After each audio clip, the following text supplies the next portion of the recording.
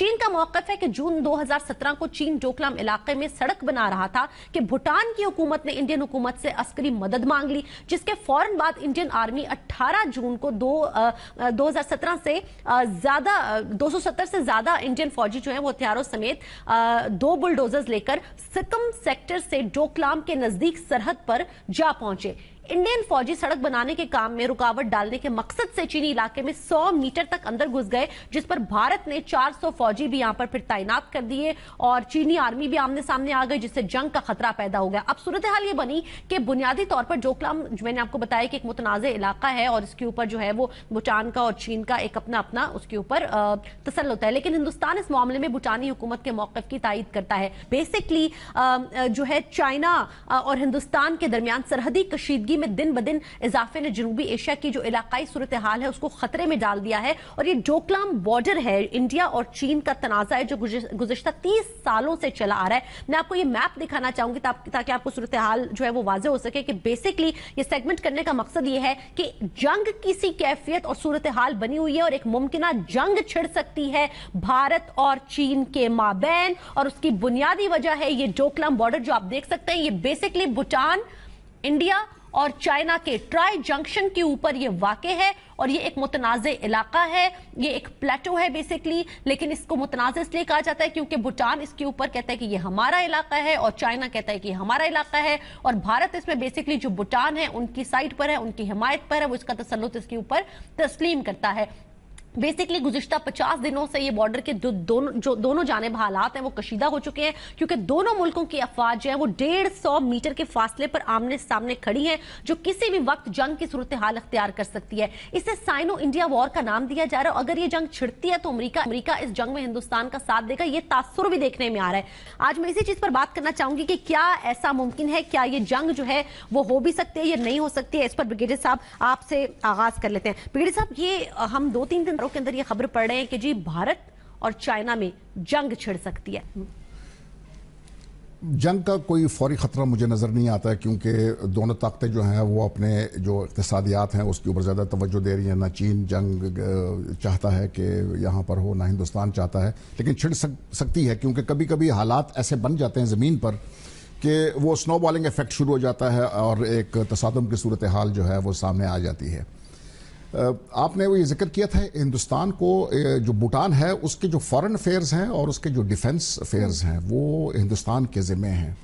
یہ ان کے درمیان جو معاہدہ ہے ان دونوں کے درمیان، تو وہ اب فارن پالیسی جو ہے وہ اس کا کنٹرول کرتا ہے انڈیا، اور اس کا ڈیفنس بھی انڈیا کنٹرول کرتا ہے، اور وہ کوئی کسی کے ساتھ دفاعی رابطے یا خارجی رابطے جو ہیں وہ ہندوستان کی اجازت کے بغیر نہیں کر سکتے۔ نزدیک آپ کو سکم نظر آتا ہے۔ یونائٹڈ اسٹیٹس اور اس کے جو ایلائز ہیں، اس کے جو اتحادی ہیں، وہ چائنا کو ایک طاقت ابھرتا ہوا دیکھ رہے ہیں، اور یہ ابھی سے نہیں، کوئی 1950 سے وہ ان کا بہت بڑا تھنکر تھا جنرل JFC فلر۔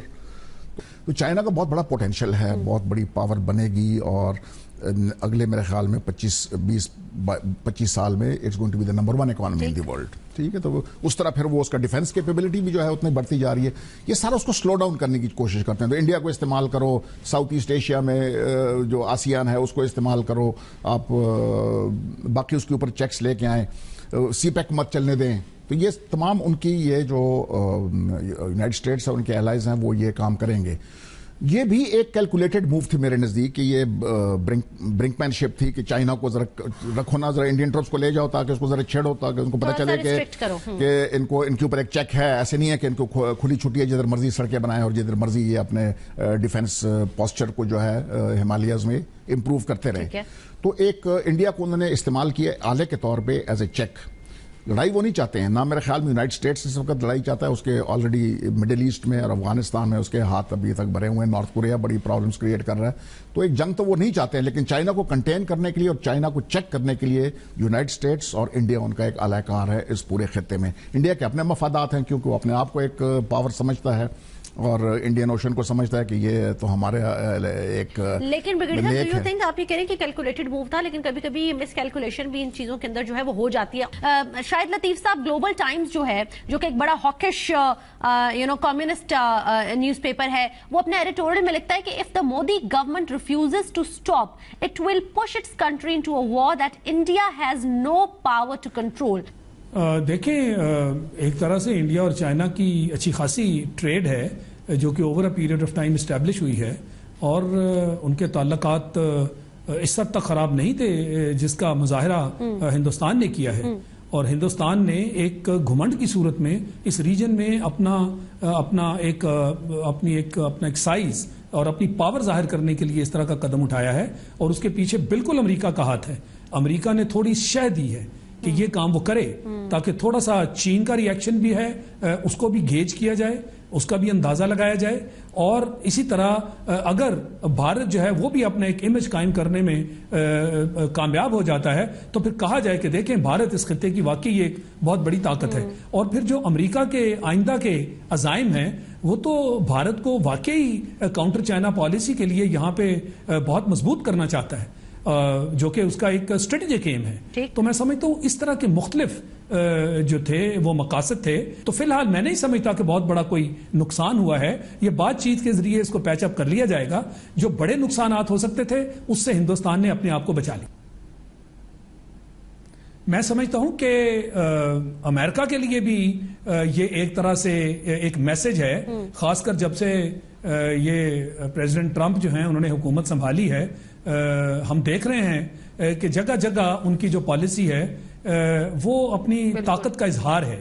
اور اگر آپ دیکھیں کہ انہوں نے مشرق وسطیٰ میں جو کام کر دکھایا اور یوں ایران کے ساتھ اتنا بڑا انہوں نے ایک محاذ کھڑا کر دیا, یعنی آل دا وے سعودی عرب آنا اور پھر ایران کو آئسولیٹ کرنے کے لیے اتنا بڑا بیان دے دینا, تو وہ نظر آ رہا ہے کیونکہ ان کی ڈومیسٹک جو پوزیشن ہے وہ خاصی کمزور ہے.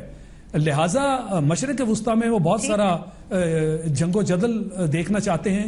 اس کے تحت وہ اسلحہ بیچیں گے, اسلحہ بیچنے سے جو اپنی معیشت کو وہ ایک فائدہ پہنچائیں گے, اس کے تحت وہ سمجھتے ہیں کہ ان کے پاؤں مضبوط ہوں گے. تو اس طرح کی حکمت عملی وہاں چل رہی ہے. جہاں تک ہندوستان کے بارے میں تعلق ہے, شاید انہوں نے ایک کوشش کی کہ چین تک یہ ایک پیغام دیا جائے کہ جی ہندوستان کے ذریعے اپنی کاؤنٹر چائنا پالیسی اس کو آگے لے کر چلیں گے.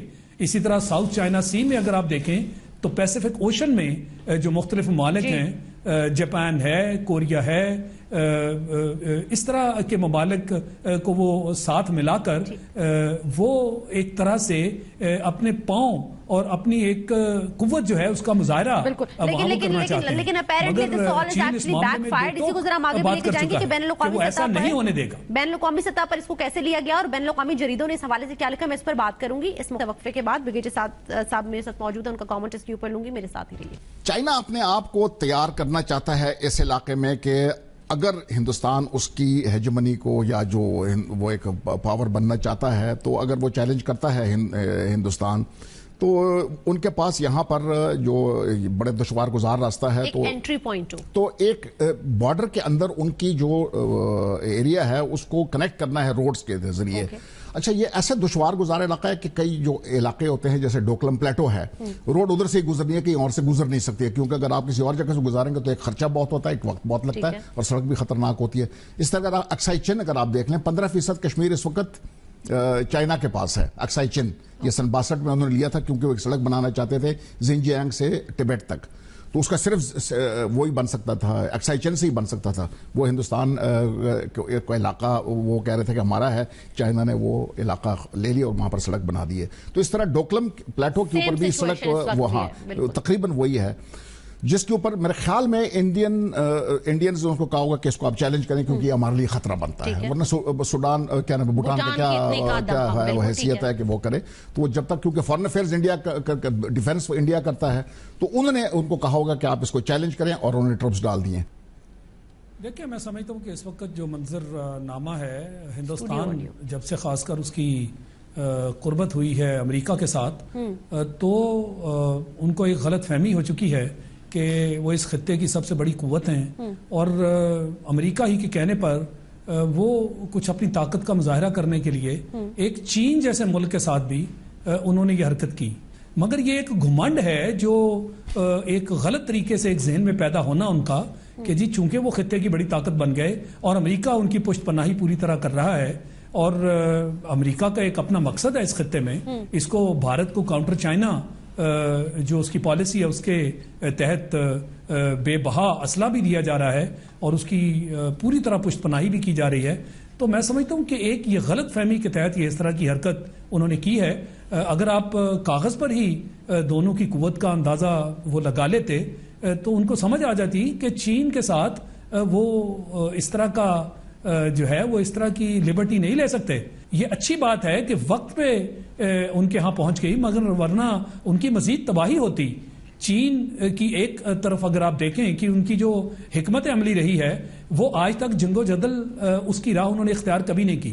چین نے ہمیشہ پاکستان سے بھی یہی کہا کہ سب سے پہلے اپنی معیشت کو ٹھیک کریں اور خود بخود آپ معیشت اگر آپ کی مضبوط ہوگی تو آپ ایک دنیا کی بہت بڑی قوت بن جائیں گی. خوش آمدید کہتے ہیں بھارت اور چائنا کی ممکنہ کوئی جنگ اگر چھڑ سکتی ہے تو اس صورتحال کے اوپر بین الاقوامی جریدے کیا کہتے ہیں یہ آپ ذرا دیکھیے گا اسکرین کے اوپر. بہت سارے آپ کو ڈفرنٹ بین الاقوامی جریدے ہیں, ان کی ہیڈ لائن سے آپ کو یہ واضح ہوگا کہ اس ساری صورتحال کو بھانپتے ہوئے China considering military action against India یہ رپورٹ کیا جاتا ہے. Modi government being reckless over Doklam stand off pushing India to war, Chinese editorial یہ آیا ہے گلوبل ٹائمز کے اندر. اور یہ ساری صورتحال کو بین الاقوامی سطح کے اوپر جس طریقے سے دیکھا گیا ہے بریگیڈیئر صاحب, اس کے اوپر میں آپ کا کامنٹ لینا چاہوں گی کہ ایسا لگ رہا تھا کہ بس اب جنگ ہوئی یا ہوئی. تو یہ کون سے فریقین ہیں جو بھارت اور چائنا کی مطلب ممکن اگر کوئی جنگ چھڑتے کوئی ٹینشن اسکیلیٹ کرتے تو اس کی بیک گراؤنڈ میں اپنا فائدہ دیکھ رہے ہیں؟ کس کس کو یہ جو ان کا سٹینڈ آف ہے بینیفٹ کرتا ہے؟ 150 میٹر کے فاصلے پر وہ آ چکے تھے